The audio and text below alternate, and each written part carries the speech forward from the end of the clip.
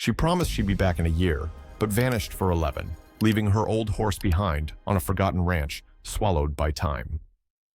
Fred never told her how bad things got before he died, quietly willing the land and the truth back into her hands. But Bandit never gave up. Against age, cold, and loneliness, he held on. Because some part of him believed she'd come home. But just wait until you see the twist this story takes, and why in the end, justice and love refused to die. In the wide open lands of Wyoming, where the wind sang old cowboy ballads and the scent of sun-warmed hay clung to the air like a memory, lived a girl named Cassie Harris. She was stubborn, freckled, red-haired, and wild in the best kind of way. Her soul didn't belong in classrooms or shopping malls. It belonged under the sky, among dust trails and distant thunder, where the only clock was the rhythm of hooves. Cassie wasn't the kind of girl to beg for toys.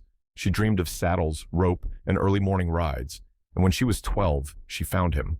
A battered old gelding with tired eyes and a coat that had long lost its shine. His name was Bandit. No one else wanted him. He limped. He was too old for competition, too stubborn for most ranchers, and too quiet to impress the kids who wanted flashy, fast ponies. But Cassie saw something in him, something gentle, something broken and loyal, like a part of herself. She begged her grandfather to take him home from the livestock auction, and he agreed. That decision changed everything. From that day on, they were one. Cassie didn't just ride Bandit.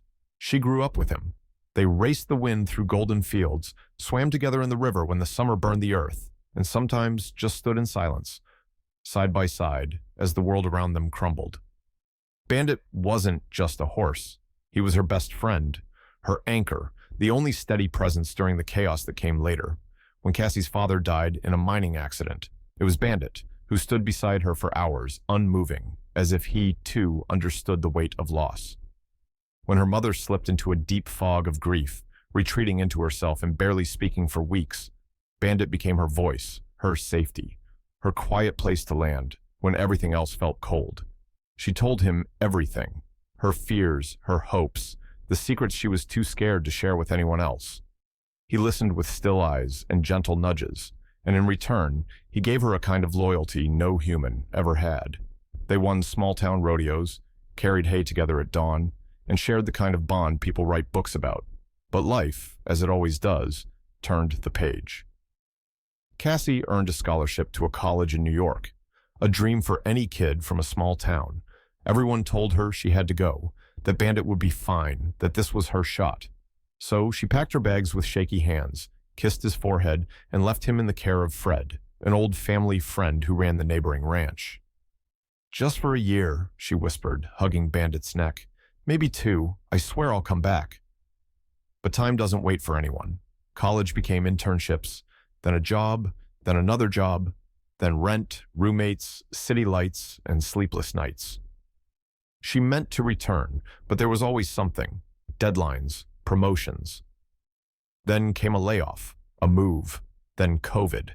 Weeks blurred into months, months into years. Her letters to Fred became fewer, then none. She avoided even thinking about the ranch, about Bandit. Guilt gnawed at her, but she buried it deep, like a splinter you don't want to touch. 1 year turned into 3, then 5, then 11. By then, Cassie wasn't the girl who rode bareback at dusk with the wind in her hair. She was someone else, someone who had left something behind and never stopped feeling the weight of it. Until the letter came. Fred had passed. The land was now legally hers, and with it, a past she never stopped missing. Cassie didn't come back to Wyoming by choice. She came back because Fred was gone. The man who had promised to take care of everything in her absence had passed away in his sleep, and in his will, he left her the land she once called home. The deed arrived in a thick envelope, with her name printed in shaky handwriting. Along with it came the memories, the weight of them pressing down harder than she'd expected. She told herself there was no point in hoping. Horses rarely made it past 25, especially ones with old injuries and fading strength. Bandit would have been ancient by now, frail, gone. She whispered it to herself like a fact, but it didn't stop the fire that stirred in her chest. Part guilt, part sorrow, and part something she couldn't quite name. Maybe it was hope, maybe it always had been. The road to the ranch was nearly unrecognizable. Tall grass swallowed the old fence posts, and the mailbox leaned at a crooked angle. The barn's roof had caved in on one side, and the corral gate hung on a single rusted hinge. Cassie pulled her truck up the driveway, her heart thudding like it used to when she waited for rodeo scores. She wasn't sure what she expected. Maybe silence. Maybe ghosts. She stepped out, ready to turn back, until she heard it. A long, strained whinny broke the stillness. Not loud, not strong, but familiar. So familiar, it nearly knocked the breath from her lungs. He was standing in the back pasture, gray-muzzled, rib-boned, his coat dull and patchy, one eye clouded, his legs shaky, but unmistakably him.